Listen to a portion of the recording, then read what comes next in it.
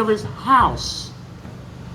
They came into his home because somebody, some nosy rat who was walking past, saw him with a toy gun. You've heard the story, yeah? This is his mum. I want you to give her a big hand now, right? And let her know that we're on her side in anything she chooses to do going forward, because without any justice, there'll be no peace. No justice? No justice? Louder! No justice? Thank you. Thank you. I want to say thanks for inviting me. I wanted to ask, how many people here have had a gun, firearms pointed at them in their home? Okay, not many. So I have, and my son has, and he's 12 years old, the staff had said, 12 years old. They came to the house with at least 4 or 5 firearms aiming at me and my family in my house. It was a normal Friday evening. He had done nothing weird or strange in the evening. He was at home relaxing as you do, watching TV. And my son has loads of toys, one of which is a toy gun. Can't hurt nobody. Doesn't even have pellets in. Plastic toy gun. And someone, as Stafford said, walked past my house, peered into my window, and made a report that a black male was holding a gun. A black male was holding a gun. My son is 12. And an hour afterwards, the police burst into my house, SCO 19, the same force that killed Mark Duggan. And they have semi-automatic rifles, big guns, visors, red beams. And my son had no top on because he was sleeping. And he opened the door because all he heard was, "Open up, police." And he was petrified.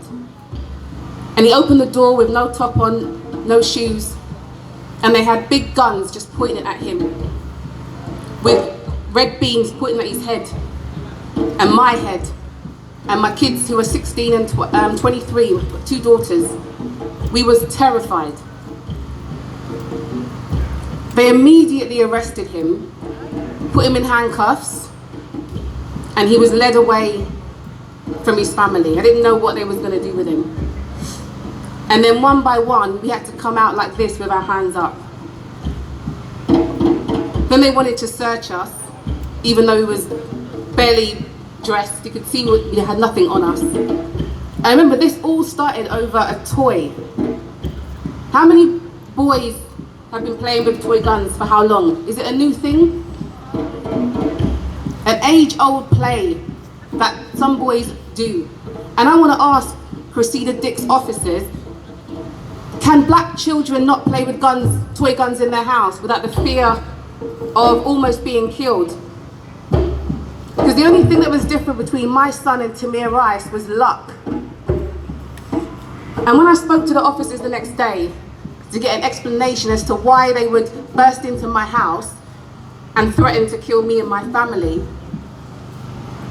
the officers explained, because of all this knife crime and gang violence, you know, we get a report like that and we have to follow it up.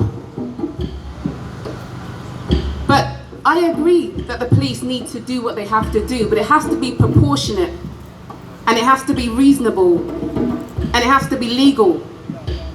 And when they're trying to protect the public, they have to include black people in that as well.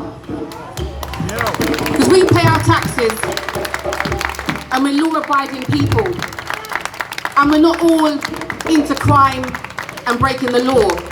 And if they had neighborhood policing and they understood our community, then they wouldn't treat us like criminals in the way that they do. Because my son has never been involved in anything, but now he has been criminalized just because he was playing with his toys in his house. My son is traumatized. He's 12 years of age. And I would say this, that the biggest gang in London is the Metropolitan Police Service. That's the biggest gang, the Metropolitan Police Service. And as a female with a child, I can tell you that what I am scared of isn't knife crime, I'm scared of my son being stopped and searched by the police, because we are 9 times more likely to be stopped and searched in London than anywhere. In fact, the Metropolitan Police Service account for over half of all stop and searches in the whole of England and Wales. How does that even make sense? Half of all stop and searches are carried out by the Metropolitan Police Service, because they're targeting young black men. That's obvious. And no more are we going to accept. It's not hunting season for black men. We need to stand up and make Cressida Dick and her henchmen accountable for the constant victimization, criminalization of our black men. Because my son was 12 years of age. And now, I don't know what he thinks of the police now. But all I do know is that he's scared. Very scared. And I'm scared. So I wanted to say thank you for all coming out today and joining the struggle. And you know what? Black lives obviously matter to all of us here, but clearly not as much to the rest of the UK. And I want to say that we need to continue to fight. All we're ever really asking for is equality. And they're very lucky that we don't want revenge, but we want equality. Thank